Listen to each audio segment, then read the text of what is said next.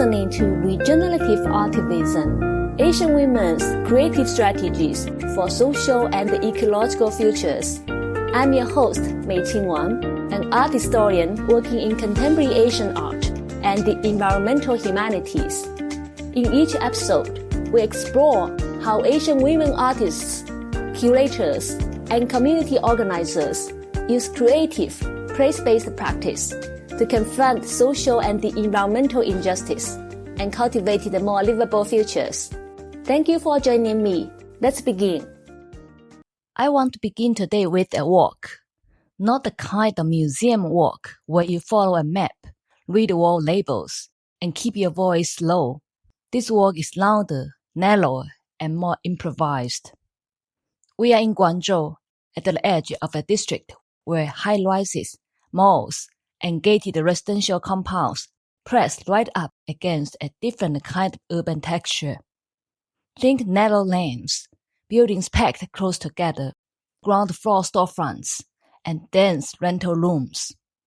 Plastic stools lean against a wall. A fruit seller calls out the day's prices. Laundry hangs overhead like temporary flags.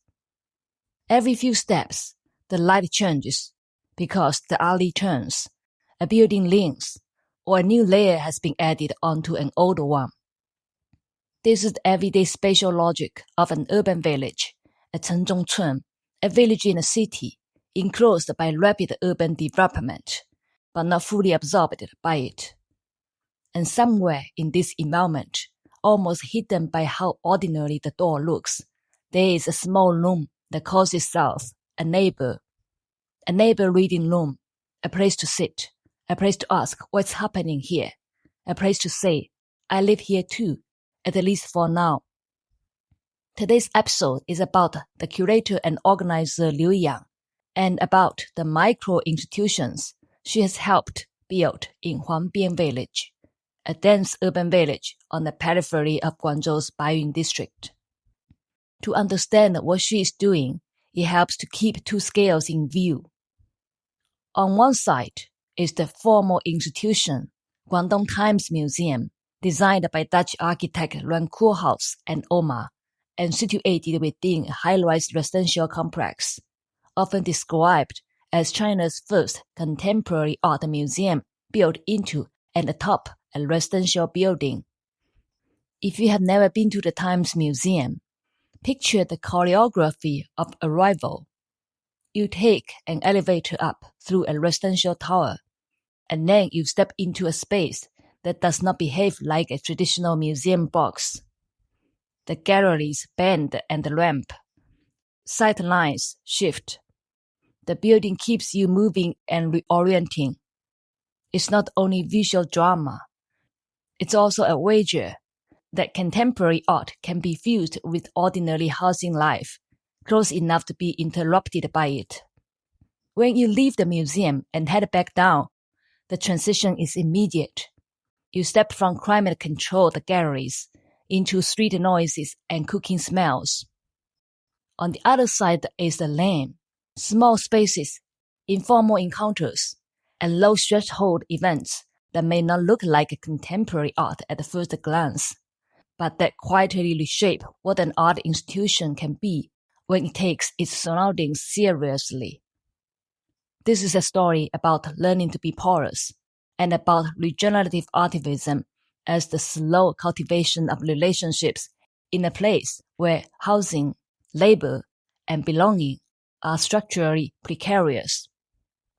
Guangdong Times Museum sits in the Times Rose Garden complex in northern Guangzhou, and for years it has been an influential node in the Pearl River Delta's contemporary art ecology.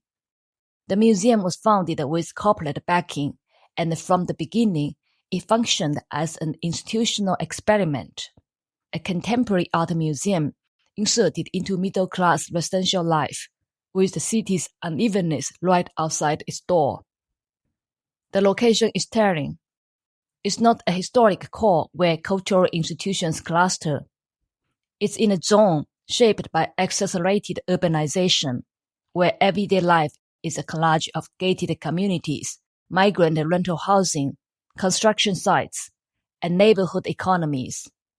You might walk past a property showroom, then a noodle shop serving night shift workers, then a construction gate, all within a few minutes. And right next to the museum is Huangbian Village. It stands, rental rooms stacked above small storefronts, workshops, and the remnants of old factory buildings, pressed up against clearly demarcated residential estates. To one side, you can feel the pull of planned development, including the high-end Guangzhou design district. To the other, the village keeps operating as a street-level economy that makes city life possible for people with the least protection. If you have listened to earlier episodes of this podcast, you will recognize the feeling of a place that's both intensely lived and intensely threatened. In Season 2, Episode 2, we traveled to Shanghai's Dinghaiqiang neighborhood and sat with the emotional atmosphere of a demolition notice that slow unmaking of everyday certainty. Huangbian carries a related tension, but it is expressed differently. The village is grounded and entrepreneurial. It's also an object of planning, branding, and renewal. Urban villages emerged across China as rural land was engulfed by expanding cities. Villagers retained collective land rights in various forms, while the city grew around them. Over time, many village households built upward and outward, adding floors, subdividing rooms, and renting to migrant tenants. The result is an intense, affordable housing and service ecosystem that supports migrant labor and everyday survival. But the same conditions that make urban villages vital also make them vulnerable. They are routinely framed as problems to be solved, and renewal projects promise order, hygiene, design, and value. In Huangbian, the pressure is visible in construction cycles, in speculation, and in a way a rumor becomes a plan, and a plan becomes a schedule. The built form makes this uncertainty palpable. Self-built concrete towers, often 7 or 8 stories, crowd narrow alleys that admit only slivers of sky. The lanes can feel perpetually shaded and surprisingly cool even in summer, while power lines and cables crisscross like an improvised web. In many renewal cases, compensation rules recognize only a portion of self-built structures, which pushes households to build upward while they still can. So the village lives in an interval, neither stable nor fully transitional. For many tenants, life here is temporary.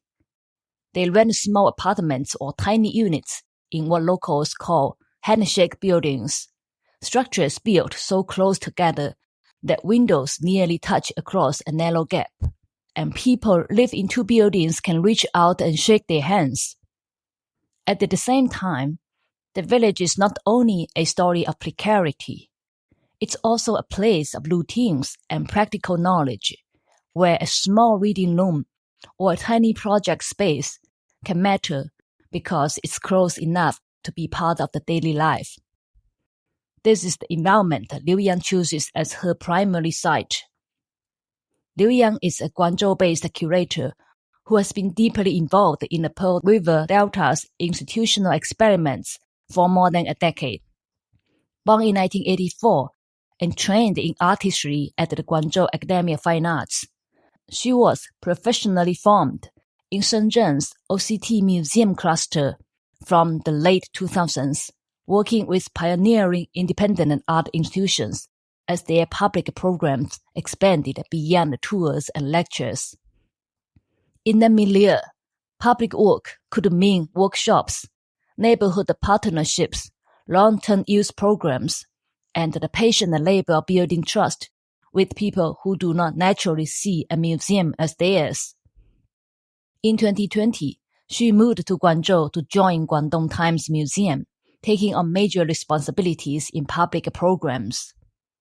Her trajectory reflects a broader shift in contemporary Chinese art since the late 2000s, a turn away from exhibition-centered programming and toward long-term, situated public work that treats public education as a relational practice that actively shapes who the museum is for.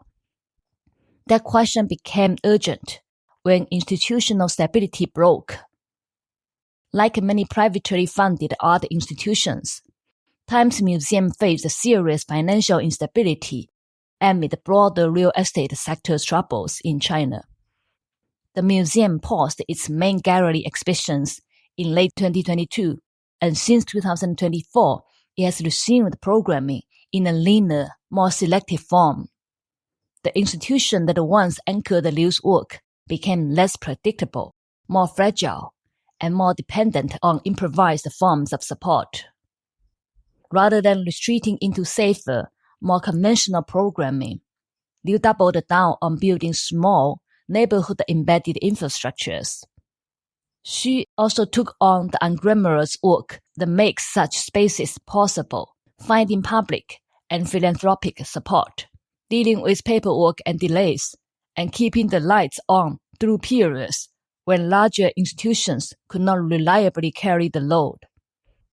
In Huangbian, her work crystallizes around two adjacent micro-spaces, Times 101 and Huangbian Intelligence Station.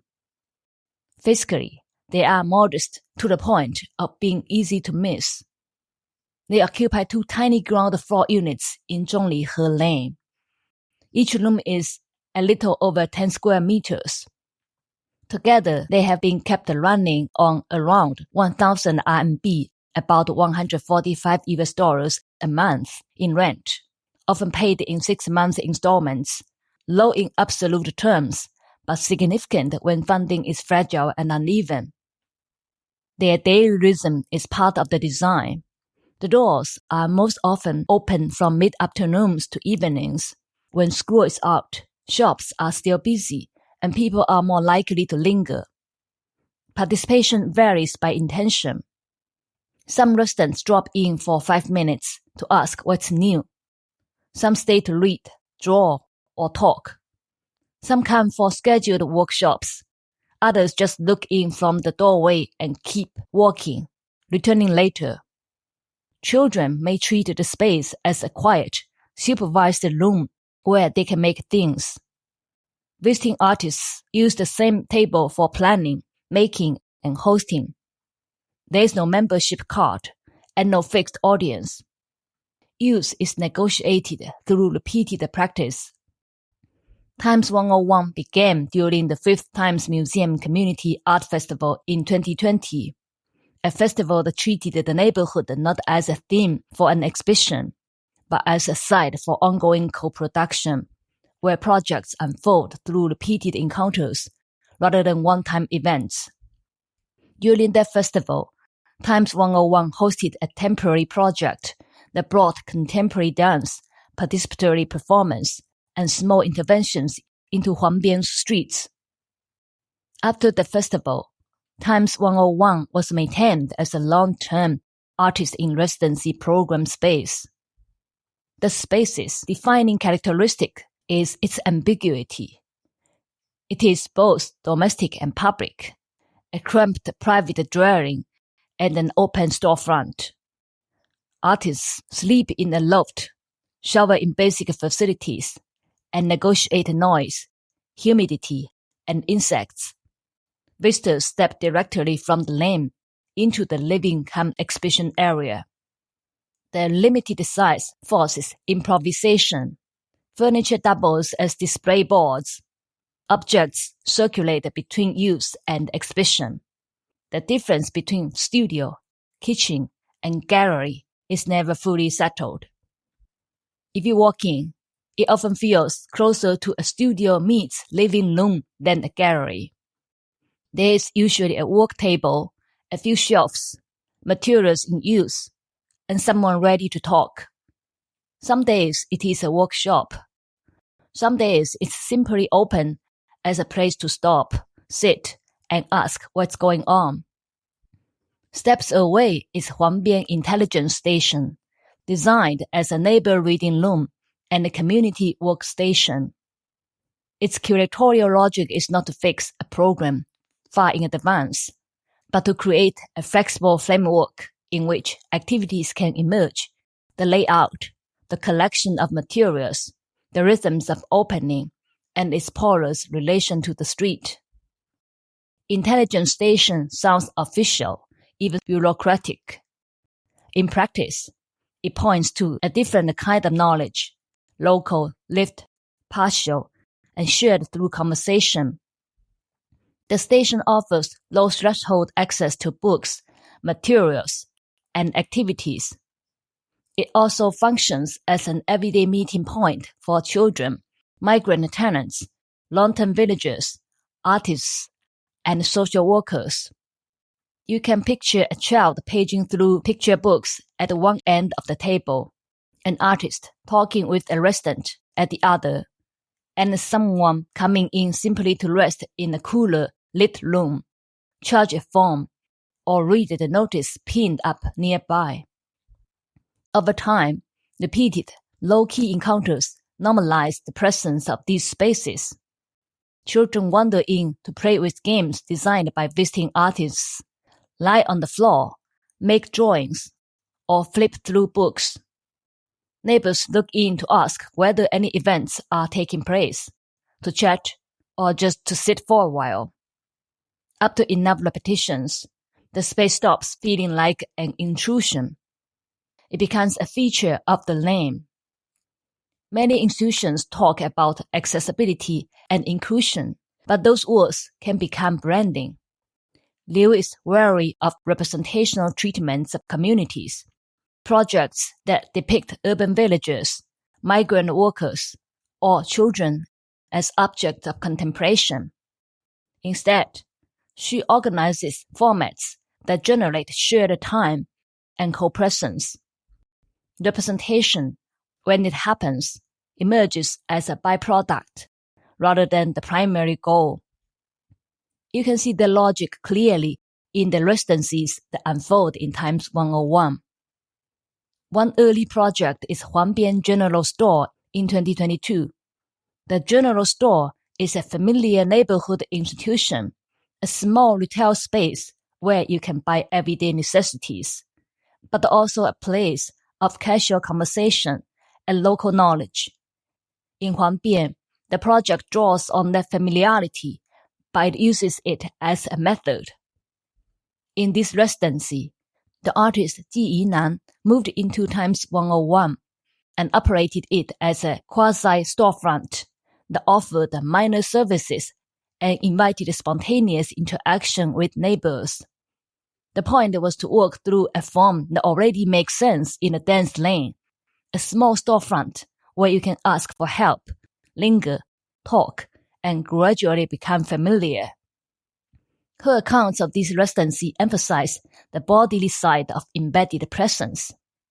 At the beginning, the experience can be uncomfortable, sleeping with dampness, cockroaches, and constant ambient noise, adjusting to the compressed intimacy of the lane, meeting neighbors who are curious, indifferent, or suspicious.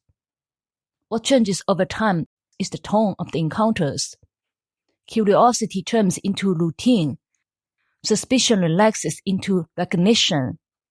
In one telling detail, residents eventually began describing the space to couriers and visitors as an established project of the museum. A second residency, Reasonable Gallery, presses a different question, value.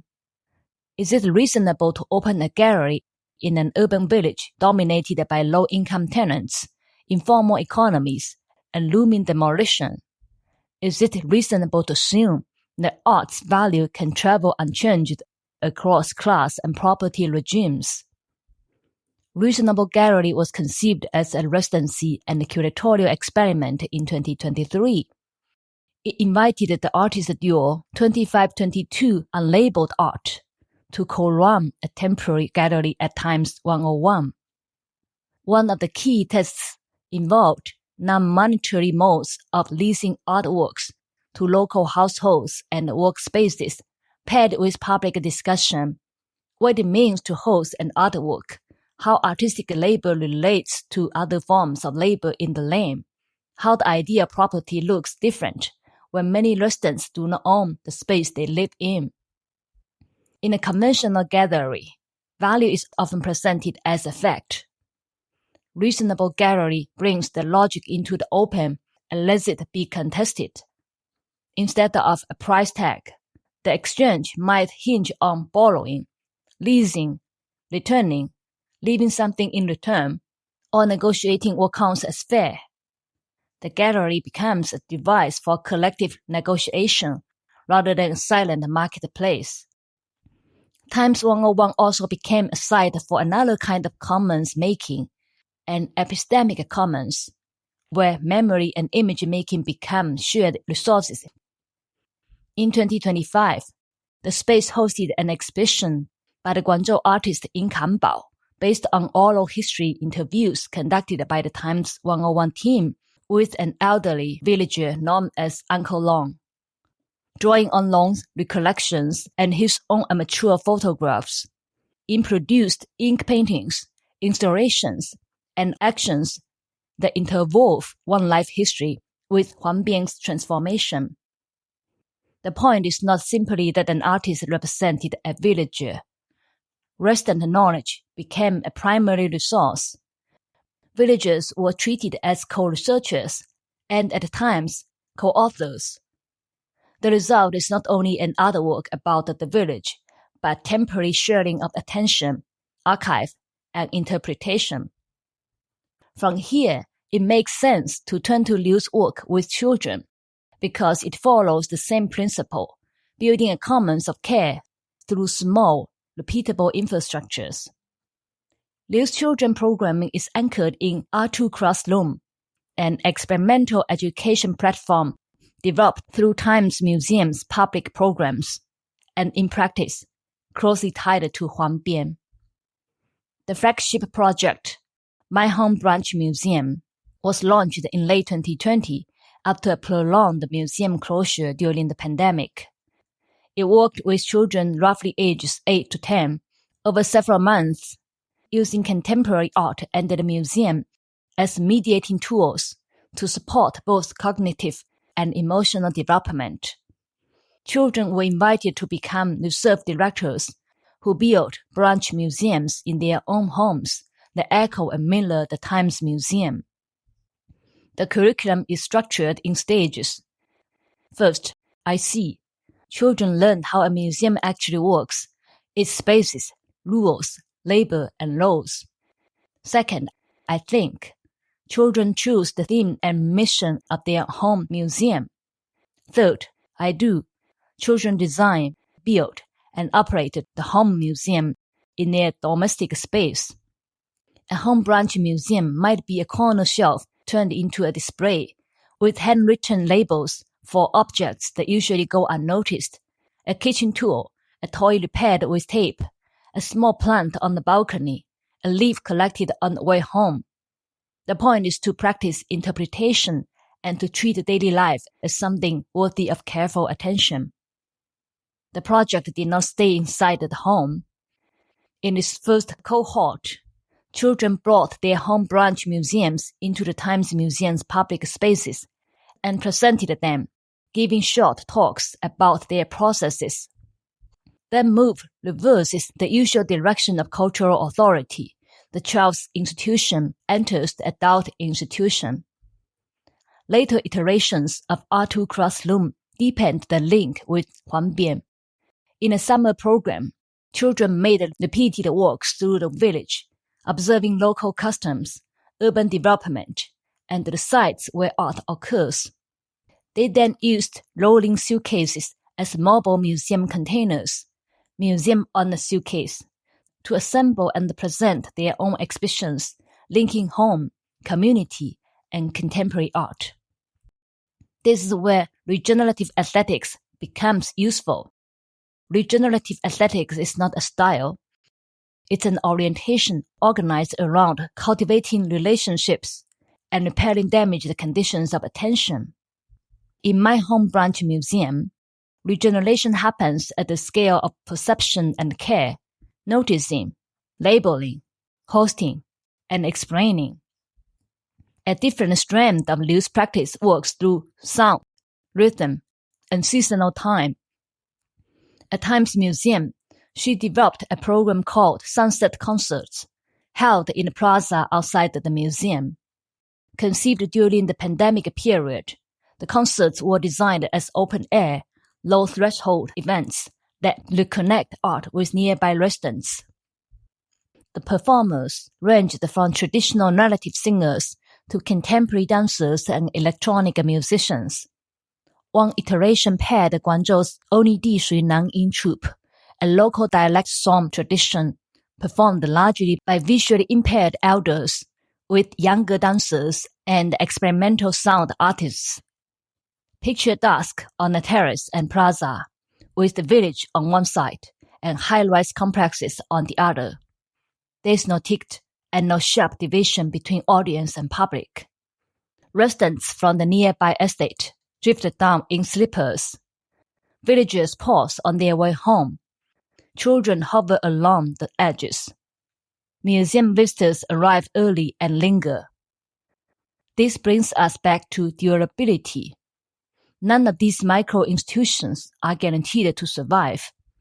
They rely on fragile funding, intense labor, and relationships that can be strained by redevelopment.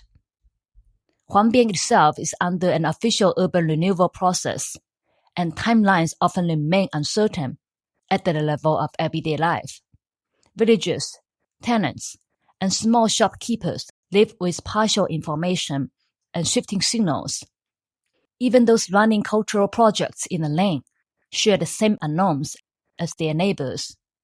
In this context, sustainability cannot mean stability. It has to mean resilience, the ability to keep relationships alive in a temporal bracket between announcement and materialization. This is why Liu's emphasis on distributed nodes matters. A small room in a village is not a side project. It's a resilient strategy because it can keep co-presence, learning, and shared routines going even when larger institutional programming contracts. It's also where the commons becomes practical rather than metaphorical. A commons is not only a shared resource, it's a shared practice of governance, agreements, responsibilities, and ongoing negotiation. In Huangbian, that governance is informal and daily. Who opens the door? Who tidies the table? Who decides what can happen this week? Who has the authority to say no? Those questions are not supplemental to the art. They are part of the form. They are also where regenerative aesthetics appear most clearly, not as a look, but as maintenance, the capacity to keep returning, to keep hosting, to keep making a small space feel trustworthy. If art is only the production of objects for display, then much of this will look like it is not art. But if art is also a way of reorganizing attention and relation, if art can change what a space makes possible, then these projects are deeply artistic. They are also curatorial. Liu is curating conditions, structuring encounters, shaping formats, staging questions that can be lived through rather than merely read. So let me close by returning to the walk. Imagine that we stepped out of Zhongheli Lane and look back at the door of Huangbian Intelligence Station. It's still small. It still looks ordinary, but you can read it as a proposition. Can a contemporary art museum learn to behave like a neighborhood commons? And if it can, what changes? Who feels entitled to culture? What kinds of knowledge count? What kinds of care become visible? What kinds of value can be negotiated rather than imposed? If you want to carry one prompt from this episode into your own life, let it be simple. Where you live, what is the smallest space that could become a commons? Not a grand commons, not a perfect commons, a workable one a table, a reading corner, a bulletin board, a weekly gathering that people can count on. Regeneration often begins there, not with a manifesto, but with a door that stays open. Thank you for listening to Regenerative Artivism, Asian women's creative strategies for social and ecological futures. If this episode brought someone or some places to mind, I invite you to continue that reflection in your own conversations and practices. You can find a short summary and a few references in the episode description in your listening app. Until next time, take care of yourself and take care of the places that sustain you.